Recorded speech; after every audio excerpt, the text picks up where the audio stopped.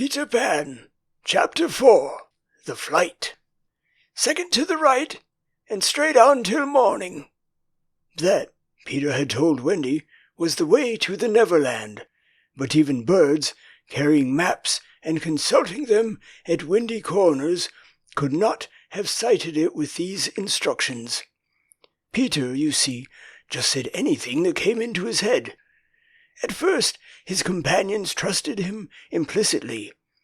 So great were the delights of flying that they wasted time circling round church spires or any other tall objects on the way that took their fancy. John and Michael raced, Michael getting a start. They recalled with contempt that not so long ago they had thought themselves fine fellows for being able to fly round a room. Not long ago, but how long ago? They were flying over the sea before this thought began to disturb Wendy seriously. John thought it was their second sea and their third night. Sometimes it was dark and sometimes light, and now they were very cold and again too warm. Did they really feel hungry at times, or were they merely pretending because Peter had such a jolly new way of feeding them? His way was to pursue birds who had food in their mouths suitable for humans and snatch it from them. Then the birds would follow and snatch it back, and they would all go chasing each other gaily for miles, parting at last with mutual expressions of goodwill. But Wendy noticed with gentle concern that Peter did not seem to know that this was rather an odd way of getting your bread and butter, nor even that there are other ways. Certainly they did not pretend to be sleepy. They were sleepy, and that was a danger, for the moment they popped off, down they fell. The awful thing was that Peter thought this funny. "There he goes again!" he would cry gleefully as Michael suddenly dropped like a stone. "Save him! Save him!" cried Wendy, looking with horror at the cruel sea far below. Eventually Peter would dive through the air and catch Michael just before he would strike the sea. And it was lovely the way he did it. But he always waited till the last moment, and you felt it was his cleverness that interested him and not the saving of human life. Also he was fond of variety, and the sport that engrossed him one moment would suddenly cease to engage him. So there was always the possibility that the next time you fell, he would let you go. He could sleep in the air without falling, by merely lying on his back and floating. But this was, partly at least, because he was so light that if you got behind him and blew, he went faster. "Do be more polite to him," Wendy whispered to John when they were playing. "Follow my leader." "Then tell him to stop showing off," said John. When playing Follow My Leader, Peter would fly close to the water and touch each shark's tail in passing, just as in the street you may run your finger along an iron railing. They could not follow him, and this with much success, so perhaps it was rather like showing off, especially as he kept looking behind to see how many tails they missed. "You must be nice to him," Wendy impressed on her brothers. "What could we do if he were to leave us?" "We could go back," Michael said. "How could we ever find our way back without him?" "Well, then we could go on," said John. "This is the awful thing, John. We should have to go on, for we don't know how to stop." This was true. Peter had forgotten to show them how to stop. John said that if the worst came to the worst, all they had to do was to go straight on, for the world was round, and so in time they must come back to their own window. "And who is to get food for us, John? I nipped a bit out of that eagle's mouth pretty neatly, Wendy." "After the 20th try," Wendy reminded him. "And even though we became good at picking up food, see how we bump against clouds and things if he is not near to give us a hand." Indeed, they were constantly bumping, They could now fly strongly, though they still kicked far too much. But if they saw a cloud in front of them, the more they tried to avoid it, the more certainly did they bump into it.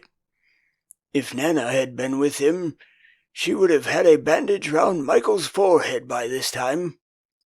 Peter was not with them for the moment, and they felt rather lonely up there by themselves.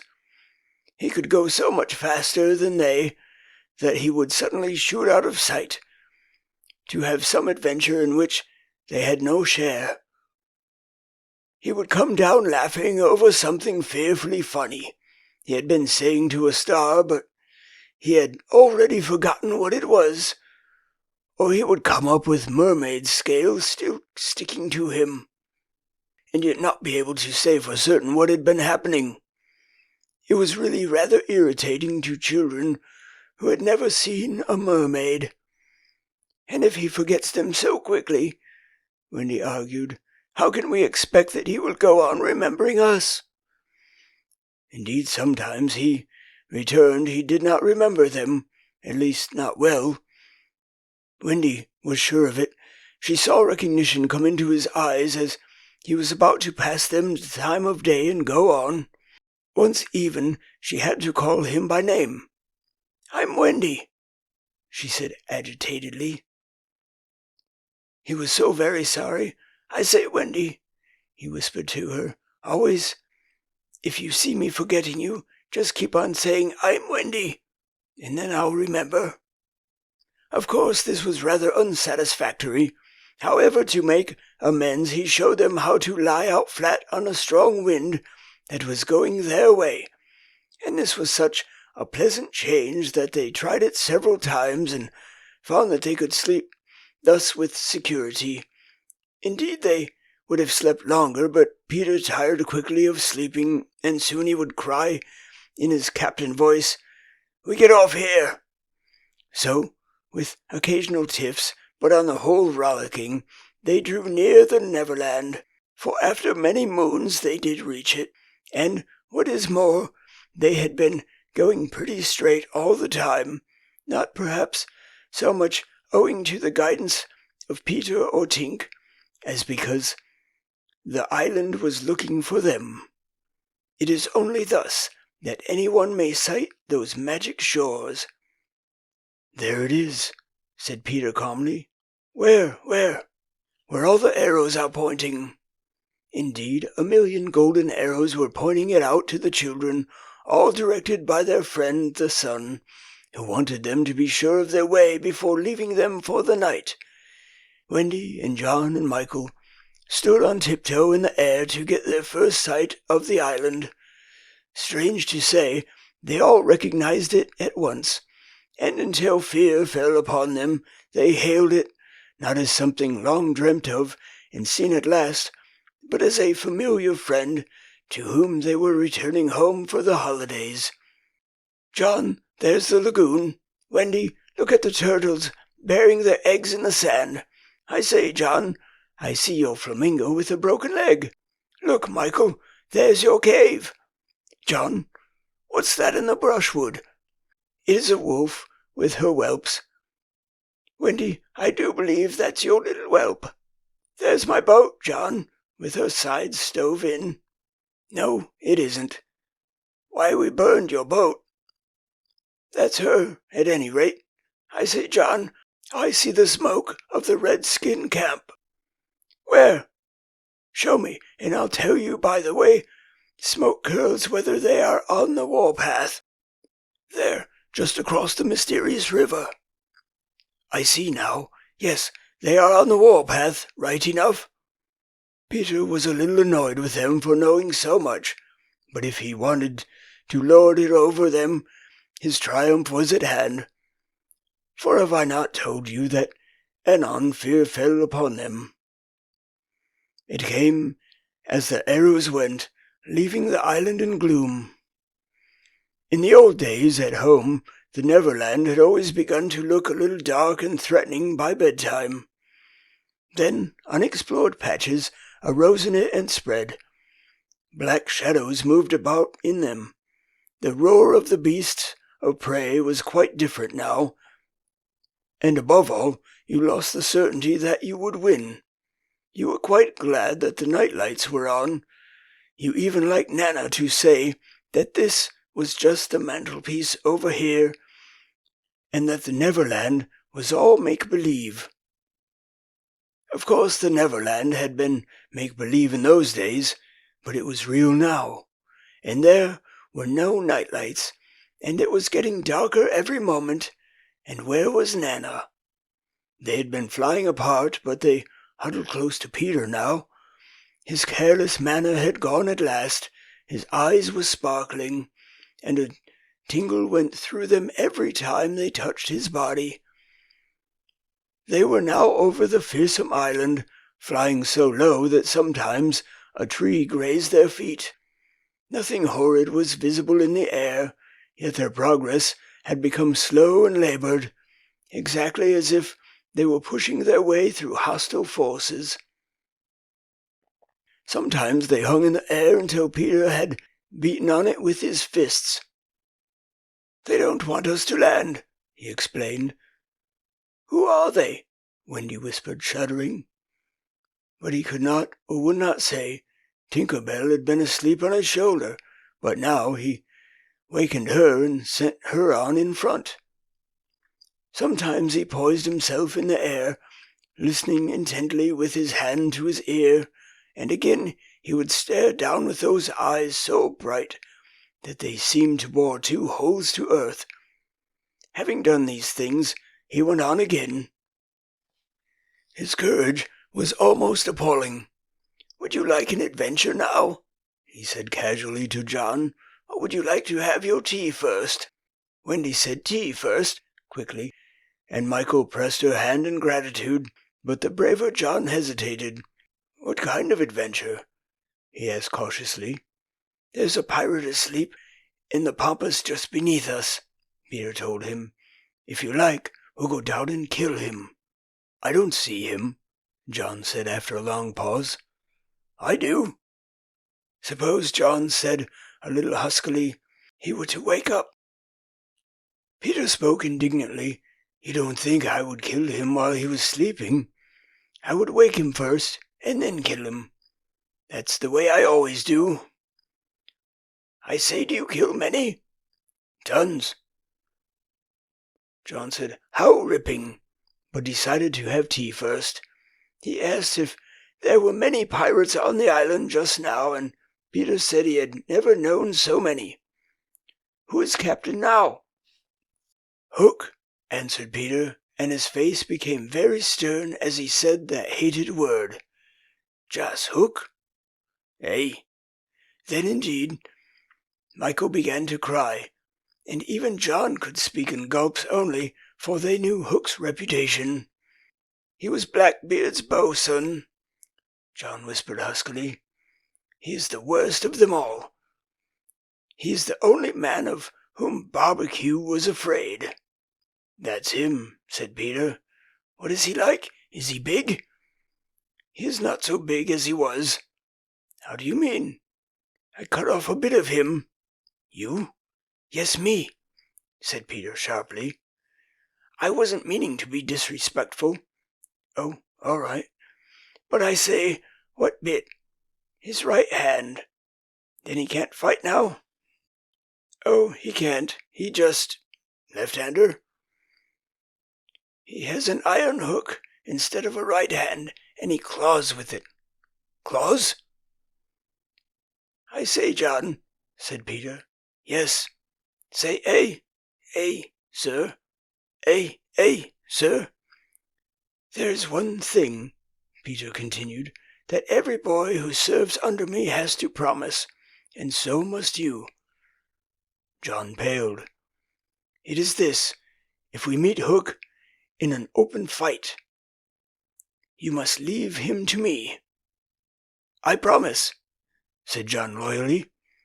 For the moment they were feeling less eerie because Tink was flying with them, and in her light they could distinguish each other.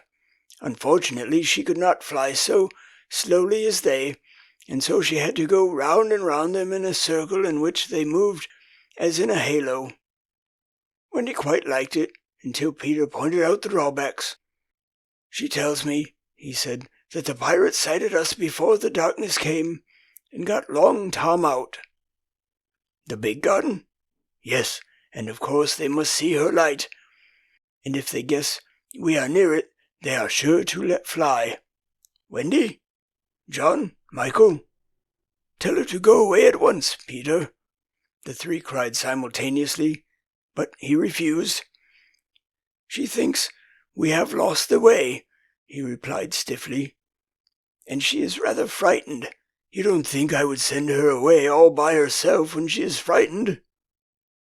For a moment the circle of light was broken, and something gave Peter a loving little pinch. "Then tell her," Wendy begged, "to put out her light." "She can't put it out. This is about the only thing fairies can't do.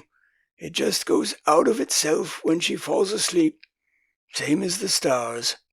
"Then tell her to sleep at once," John almost ordered.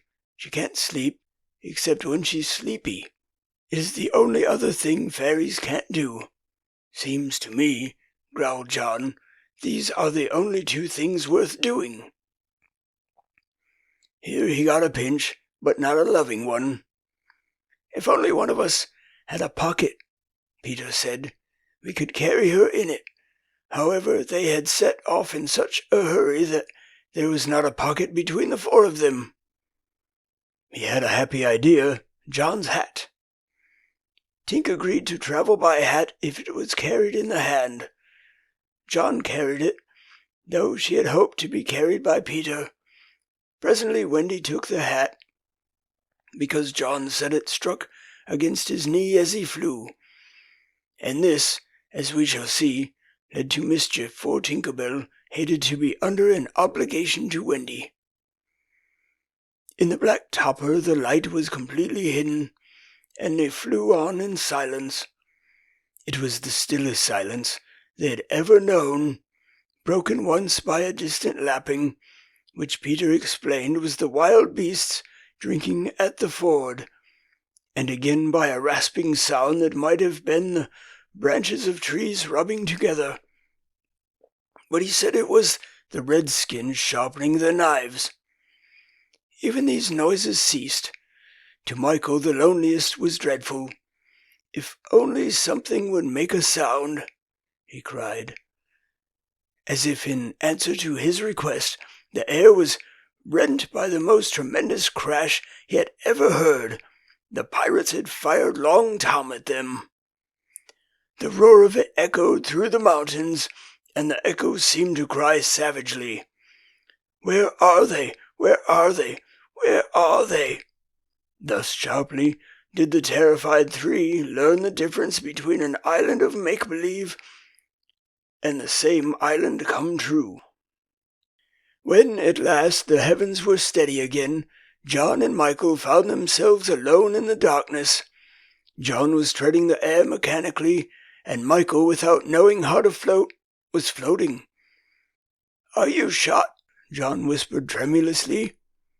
"I haven't tried yet," Michael whispered back. We know now that no one had been hit.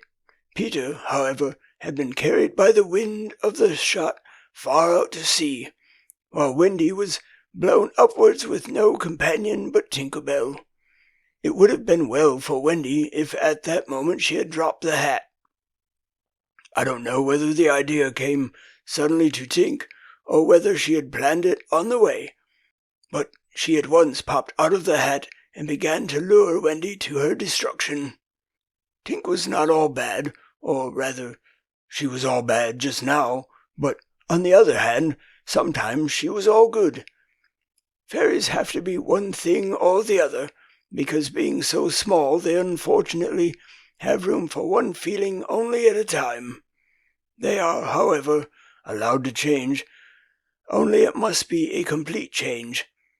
At present she was full of jealousy of Wendy, but she said in her lovely tinkle Wendy could not, of course, understand, and I believe some of it was bad words, but it sounded kind, and she flew back and forward, plainly meaning, "Follow me, and all will be well."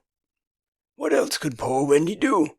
She called to Peter and John and Michael and got only mocking echoes in reply. She did not yet know that Tink hated her with the fierce hatred of a very woman. And so bewildered and now staggering into her flight, she followed Tink to her doom.